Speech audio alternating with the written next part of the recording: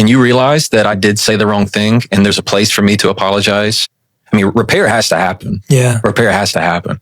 So it's on me to do that. Now, if I know that I don't have the capacity in that moment to absorb everything that is happening, that's not going to work. It's not for lack of love. It's a lack of capacity. What should a healthy repair conversation look like? So if you're going to repair with someone because you said something you don't mean, or someone's going to repair with you saying something because they said something they don't mean, what should that conversation sound like from their end or yours based on who did the mistake? 99% of the time, our arguments are not what we're arguing about. They are about the hidden need. The need to feel understood, the need to feel heard, the need to feel safe by that other person. And things go so south when I pick up the frustration or I pick up the reaction and not listening to the need. Every one of us, ourselves included, we go into conversations with these hidden fears of, am I enough? Am I enough if I get it wrong? Am I enough if I look scared or I don't know what to do or I don't know what to say or will I be abandoned? Are they not going to want me or do they not really care? We come in every single time to one of these conversations. And if I'm just responding to the reaction rather than addressing the need, there's always going to be a mismatch. There's always going to be conflict that is now corrosive to the very fabric of the conversation. Like, say, for example, in a relationship, somebody goes, do you even care? Like, I don't even know. Do you even care? And what is the guy? They go, oh, this again? Really? Do I care? Like, okay, this is so stupid. And what you're doing, you're tearing the very fabric of the relationship when you are dismissive over how there's a real feeling. So when somebody is sharing that kind of question with you and you treat them as if that question is real, because it is, you change everything. How do you model repair? That you model it by saying, I can totally see how you'd think that. I can see how you'd be frustrated.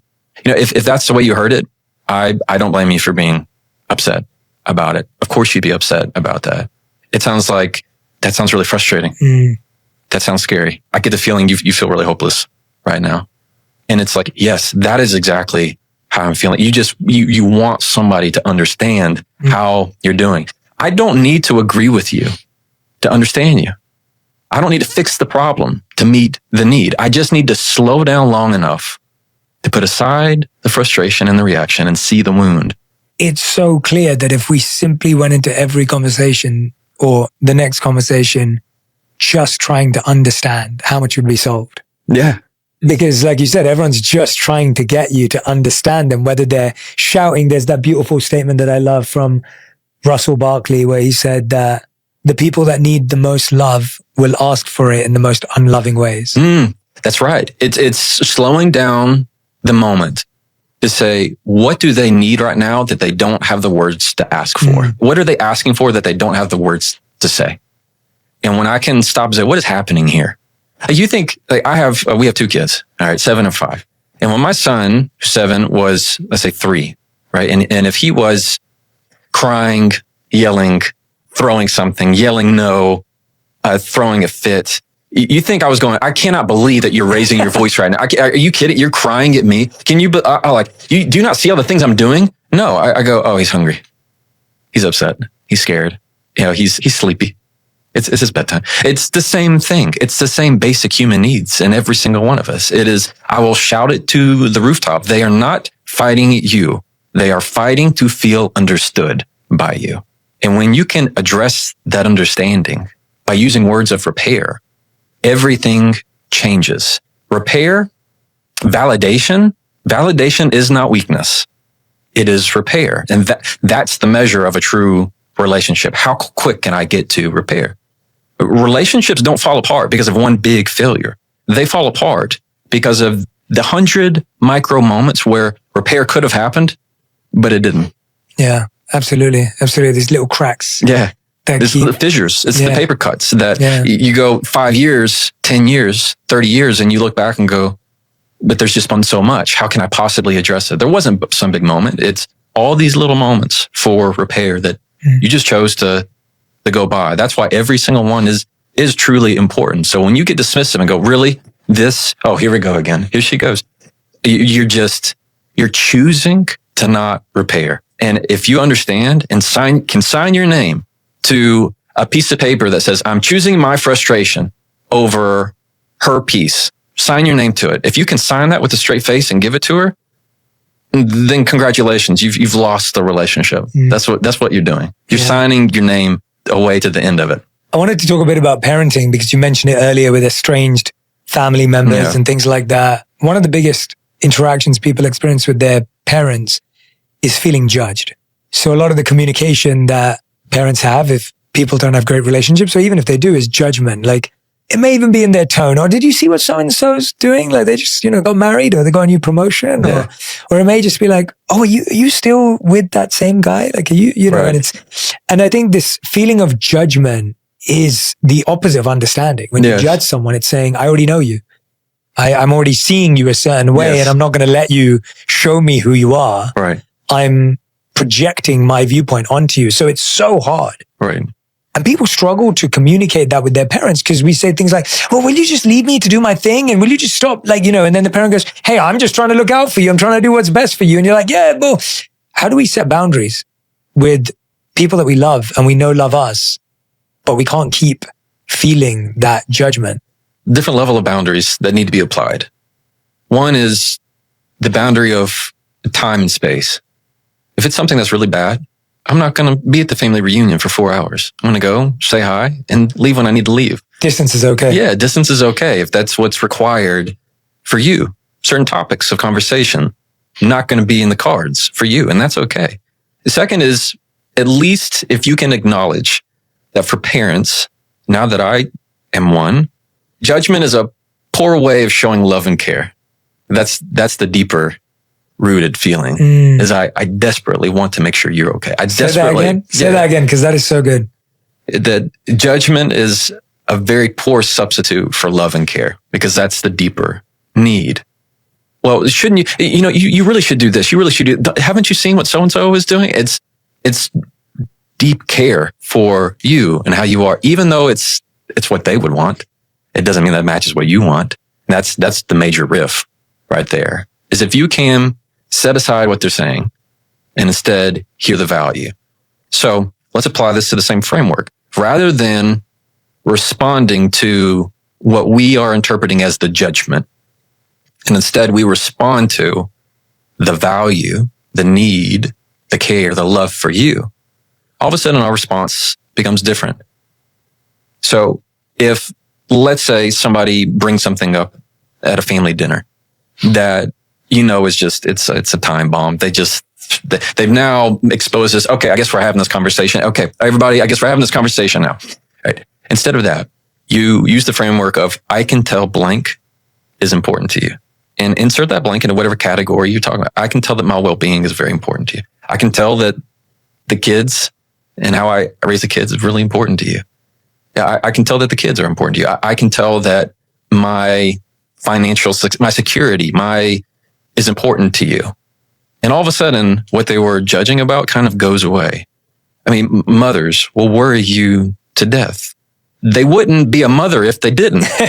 Yeah. I mean, they wouldn't be doing their job, so to speak, right? They say the hardest thing about parents is that they had parents. And maybe they wish deep down that their parents cared. They wish their mom or dad had been as invested as they are. Now, what is different is when that judgment turns to demands and it sours the relationship. Instead of them giving you the grace to make decisions. I think part of love of a parent is you have to allow them to make mistakes.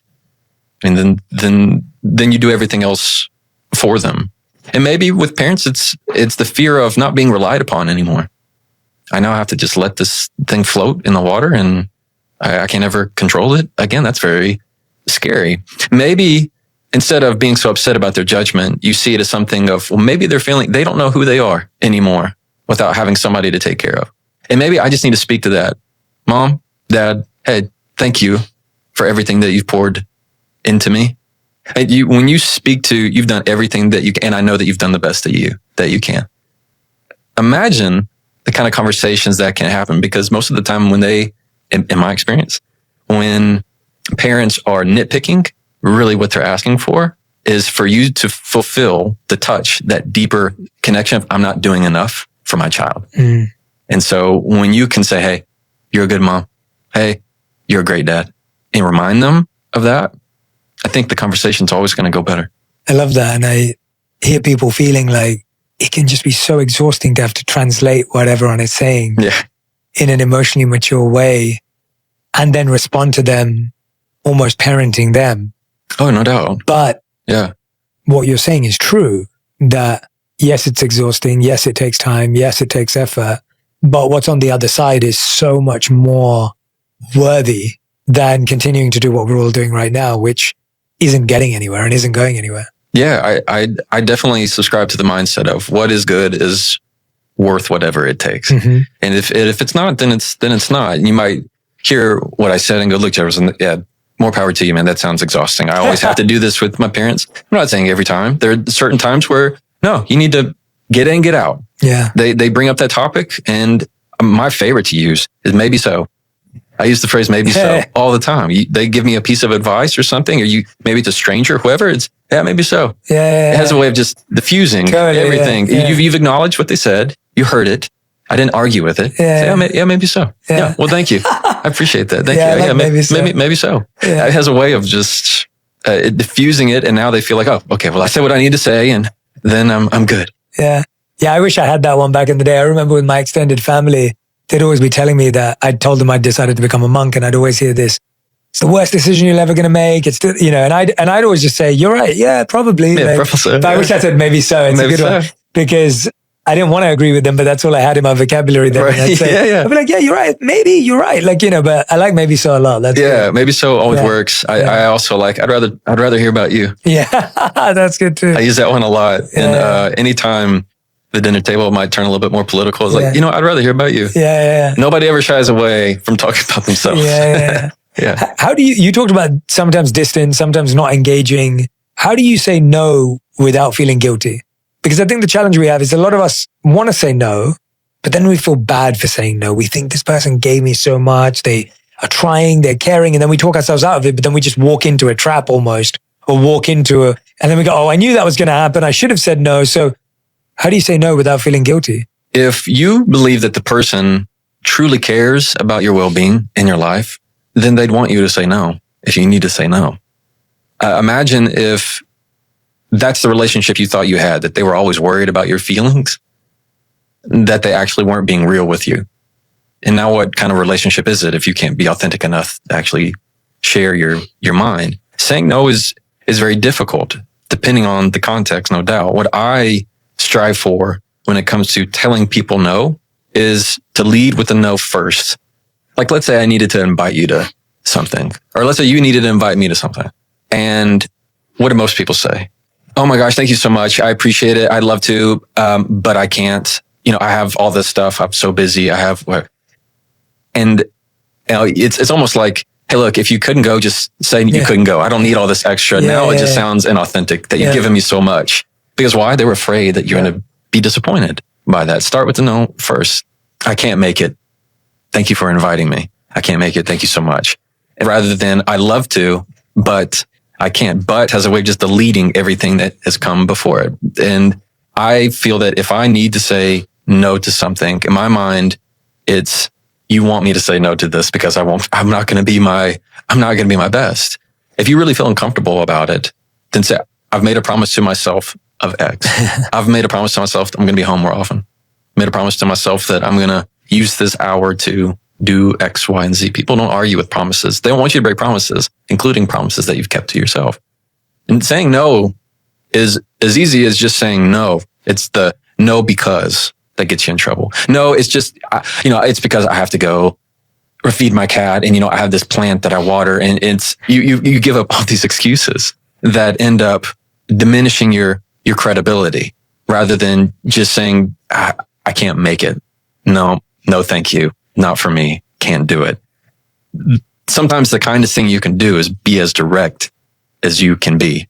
I agree with you. And I had to do that recently as well. And you always just don't want to let someone down, and you don't want to, make them feel bad. And you're so right. I always turn to just commitments I've made to myself because I think because it's true. And I think you're right that when you say, but it feels like, well, I love that, but this is more important. It's and. Yeah, it's and. And when it's a promise to yourself, it's, I'm trying to keep this promise to myself, and everyone knows how hard it is to keep promises to yourself.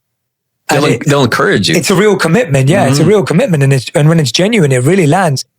What do you do when the scenario is you say no and you do it in the best way possible and someone's upset with you? And now you're towing this line between enabling them to make you say sorry and all this kind of stuff versus holding your standards. So someone asks you to come to a party or to help them out with something. You say, no, I can't. Kept a promise from myself that I'm trying to spend more time at home, can't travel. Now they try and make you feel bad about it. And there's someone that you consider a real friend and they're not even trying to make you feel bad about it. They are just upset and they're kind of reflecting that back on you. Do you do anything? What do you do? I'd give it a rest. Sometimes fires have to burn out.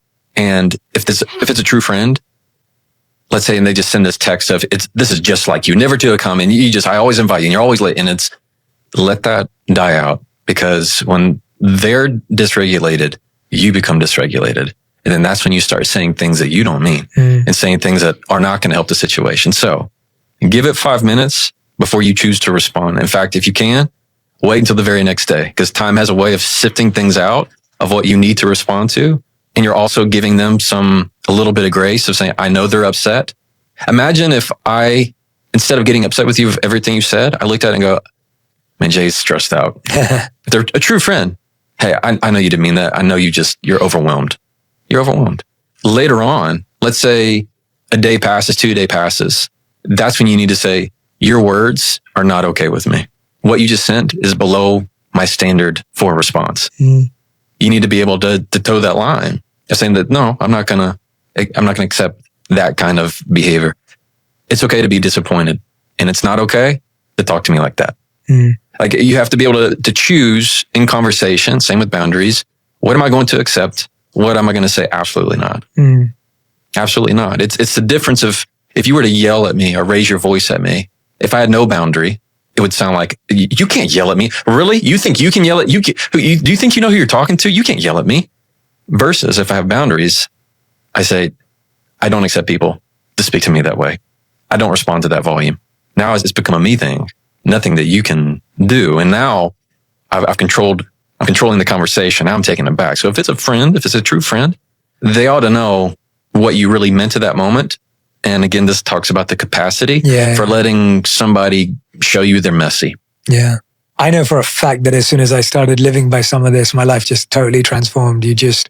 And people actually started to respect, at least the ones that love you and are actually close to you, started to really respect that honesty and started to really engage with it in a much more meaningful way, where they weren't upset when you were honest because they saw you were always honest. Right. And you were always real. And all of a sudden it wasn't surprising anymore. Whereas in the beginning, when you first start setting boundaries, people will be like, oh, wait a minute, you used to always be available. Now you're not available. Yeah, absolutely. And people have this reaction where like, hey, wait a minute, how do you have plans on a Saturday night? I'm the one who makes plans for us on a Saturday night. And then over time, people go, oh yeah, that's just who you are now. And I think a lot of us go through these transitionary moments in our life where we go from having no boundaries to having boundaries. We go from having no standards to having standards. And when you get caught in the middle, people always point it out and it feels really painful because you are going from someone who was never organized to being organized. Right. But now over time, people tend to respect and forget. If someone is upset at your boundary, it doesn't mean that it's wrong. It means that it's working. It's doing the very thing that you have the boundary in place to do. That discomfort that you feel, welcome it, because that's you choosing to do something different. And always that moment will pass. Discomfort, temporary discomfort for long-term peace, sign me up. Where can I sign up? And if you can understand that those moments of discomfort get quicker and get quicker, and all of a sudden they become expected. And it's not a bad thing. You know how many times as an attorney, I've heard arguments between two people, or I've made arguments and it's nothing, where it's these huge knockdown dragouts, because I've seen a lot of it. It's not like I'm going to be, oh my gosh, they're yelling. Oh my God, we're in this argument, because you've seen a lot of it. ER doctors, you know how many things they've seen? And then if you were to come with a scrape for them, you're like, oh, okay, this is nothing. The small things become nothing. And that's what you have to remember. It's working a different muscle. And so whenever you feel that angst, take it as a sign for good that you're choosing to do something different. When you work out and you feel sore, I'm growing. That's the sore. It's you using a different muscle that's going to better your life. Yeah. Jefferson, I want to switch to the workplace because I know your expertise in the book also goes into that space. And I think that's an area where communication is so challenging on so many different levels because now the incentive structure is different. The hierarchy is different. Yeah. There's all these rules in place that in one sense you don't have in friendships and romantic relationships. If a coworker keeps interrupting you, how do you shut that down without sounding petty? I let them interrupt the first time, just the first, because we've all seen the people who they interrupt once and they say, "Excuse me, I was talking. Excuse me, I'm sorry. Did you not hear I was talking?" And everybody in the room goes, "Whoa, whoa, whoa, whoa, whoa, whoa. Oh, okay, excuse me. I guess you have what?" And all of a sudden, you become like the diva, right? You become the person that, I cannot be interrupted. And sometimes, more often than not, the person who interrupted didn't even realize that they were doing it. It meant no intention whatsoever. And some of these people are neurodivergent. Some people have ADHD where it's going to happen. No bad intention behind it. And if I just let it happen and let them go on, let anybody who interrupted, no matter what, be able to say what they need to say, then I start again. Why? Because if they were interrupting me, they weren't going to listen to me anyway. Yeah. They weren't listening anyway. They were only thinking about what they had to say. Now let them get it out and get it all out and show that I have some maturity, that I don't have to be first. I don't have to have the spotlight right in that moment. So after that first interruption, then I start over again, exactly where I left off. Mm-hmm. It's not like, okay, I guess, thank you, like that dismissive, passive aggressive. Yeah. It's start exactly where you were. And if they interrupt again, that's where I say, I can't hear you when you interrupt me. I can't hear you when you interrupt me. I do the same thing with my kids. I can't hear you when you're whining. All of a sudden, their voice changes every time. It's every time. It sends the signal. If you want me to listen, there has to be some rules in place. And so I can't hear you when you interrupt me. I've also used, I will listen to you when I'm finished. If you want me to hear you, you need to let me finish. It's me putting an if then, it's a condition. It's logic. If you want me to listen to you, then you need to let me finish. And so in order to get to what they want, they have to abide by the rules. Yeah. What are the mistakes we make in the workplace that in our communication that make people respect us less? Over-explaining. We say way too much. We say everything. We say the things you never asked for. We just keep going and we can't stop. We don't know why. You might have asked a simple question and all of a sudden, next thing you know, they're telling you everything, probably sometimes way too personal. And they realize I can't stop. Over-explaining has a way of diminishing not only your control, but also your confidence. Where you've got out that conversation, you go, oh my gosh, I just said way too much. Why did I say so much? It's because it's a deeply rooted fear that you're not enough to be believed. So I have to over-explain. I have to say more so that you believe me more, so that you see how smart I am, that I do know what I'm talking about. That's why some people name drop, so that you know that I'm important and I'm special and I'm worth this job. Versus only saying what you need to say. Over-explaining kills the confidence. What I say is, rather than being a waterfall, be a well. Rather than trying to over-explain and say all the things at all the time, you just hold the knowledge and confidence of your own information, and people will come to you and ask questions when they're ready. The over-explaining is a sure way of showing that you're not somebody that can really be relied on in that moment, especially when quick decisions, hard decisions need to be made. Well said. I like how when you're sharing these examples, there's a layering process, almost like there's a step one. And if that doesn't work, then there's a step two. And if that doesn't work, then there's a step three. It's like there's degrees rather than like, this is the right way and this is the wrong way. It's almost like it feels like there's an escalation. And that's important because I think not everyone who looks like they're against you is truly against you. And, in our mind, we can often portray people in a certain way. I read something recently which I loved. It's called Hanlon's Razor, where he said that don't attribute to malice what can adequately be explained by stupidity. And I love it. It's so good. It's so good. Yeah. And it's like, like sometimes it's, I was thinking about it as like, all the people that you think are stabbing you in the back, they're just clumsy elbows. Yeah. Like it's just the idea that's all that is. Yeah, it's most of the time. Yeah. Of course, there are certain Slash cases. some mosh pit. Yeah. That's Yeah. But like, and it's like when you stop thinking that everyone's against you and trying to stab you in the back, then you actually operate better as well. You can actually respond better as well. You can you can control the situation better because now you're not coming at a reaction. Two sides of this question. How do people advocate for themselves in the workplace confidently? How do you communicate in a way that you can do that? And on the other side, how do leaders communicate standards and feedback effectively so that people know how they should grow? First would be to understand that most likely the person that you're talking to has been where you've been. And we turn it into an us versus them. When I was a young associate at the law firm that I was at, we would complain about the partners. We'd say, these partners don't appreciate us. They don't care. They don't understand. When I became a partner, the first email I got from an associate, I was like, these associates, they don't understand. They don't get the problems of a partner. We turn it into us versus them. The employer says these employees don't understand. Employees say management doesn't understand. When we don't stop to think that they have the same concerns. They're just as human and fallible as us. So if you need to advocate for yourself, it helps to be a student, to have a learner's mindset. So if I have to bring something to you, rather than me sitting down and go, okay, listen, I'm not being paid near enough to be around here and deal with all this. Instead of that, because from the management perspective, all they're thinking is, okay, are they leaving? They're out the door. Okay, what does that cost? What does that do to overhead? How's that going to affect my business? All the fears that they have deep within them of what that's going to do to their life. Same thing with the employee. They're feeling, everybody's saying, I want my ball and I'm protecting me and mine in those kind of moments. But if I were to sit down and say, when you were in my shoes, what did you find to be the best way of getting a higher salary or getting to your position or how did you find that you'd be more respected in this? People love to be asked for advice. Some people make podcasts about them,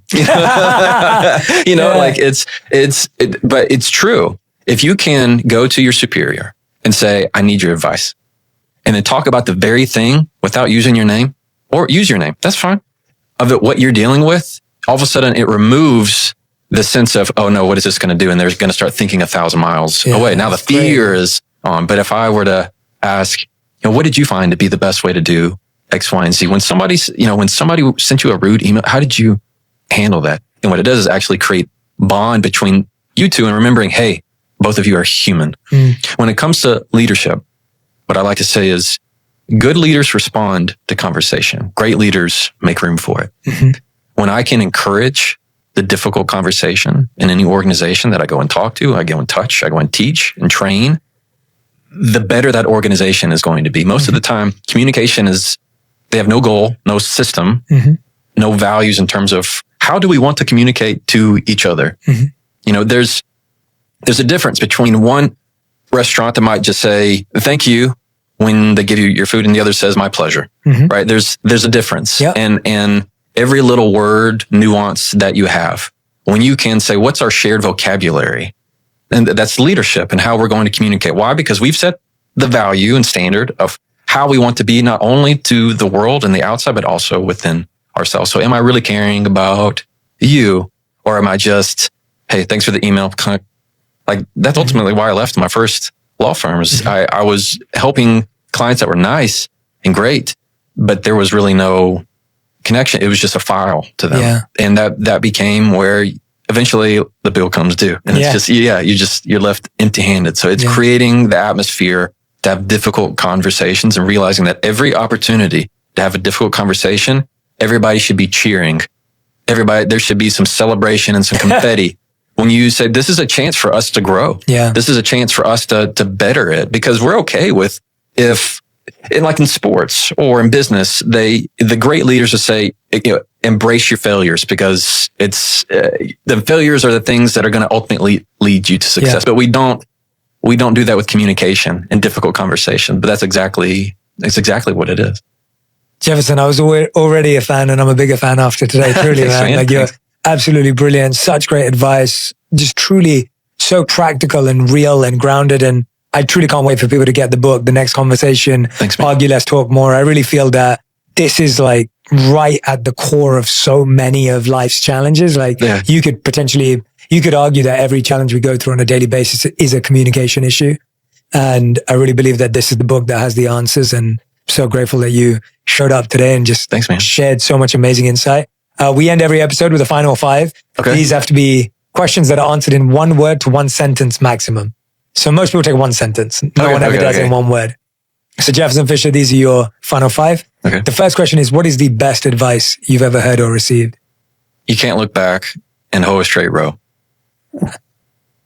It's like when you're gardening, or you can't look back and also create a. It's like saying you can't drive a boat by staring at the wake. You can't look back. Yeah, well said.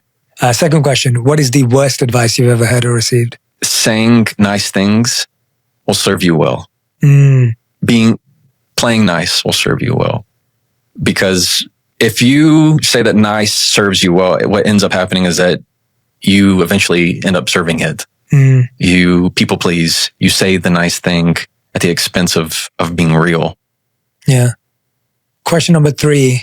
What is the difference between being real and being harsh? My intention for your ultimate good. If I truly want the best for you, then I'm going to be okay with saying the harsh things. I won't regret it.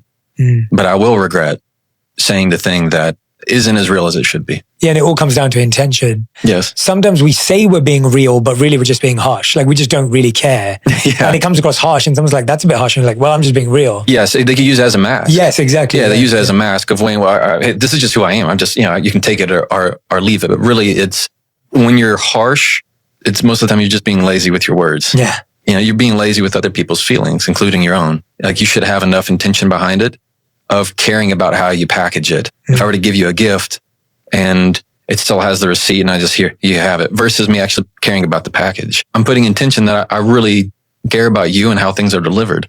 Yeah, absolutely. Question number 4. I'm intrigued. What's your favorite word in the English language? Genuine. It's, to me, it brings up just playing baseball and it says genuine leather in the palm. Of like, it's real. This is what I have. This is who I am. There's a sense of soul and earthiness to it. Of when I know when somebody's being genuine and real with me, and that somebody, it's like a good pair of jeans. You just know I can rely on and depend on it. That's a great answer. 5th and final question we ask this to every guest who's ever been on the show.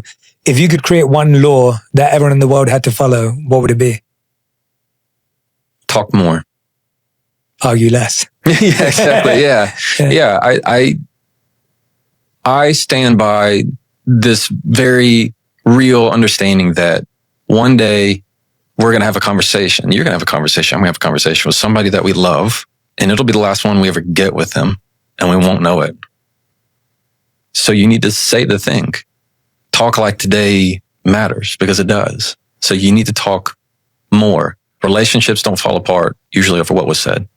It's over what was not said. Same thing with businesses.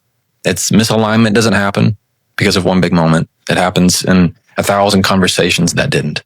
And so when you can talk more and reach more and understand more, the better it's going to be. Great answer.